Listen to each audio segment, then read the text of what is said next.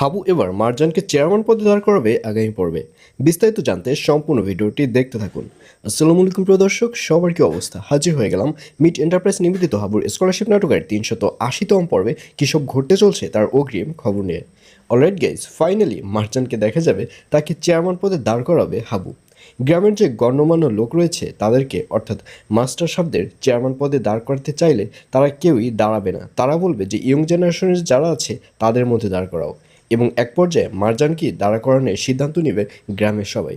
আর এটি শুনে মারজানকেও দেখা যাবে সেও অনেক খুশি হবে, যাতে করে সে যেন গ্রামের সেবা করতে পারে, এটাই এতদিন মারজান চেয়েছিল।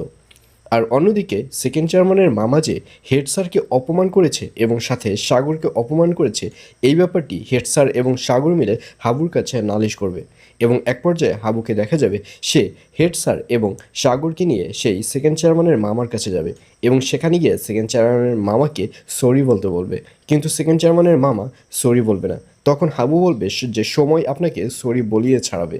এই বলে ওখান থেকে চলে আসবে হাবু ও হাবুর লোকেরা। আর এছাড়াও থাকবে আরও আশ্চর্যের সকল ঘটনা।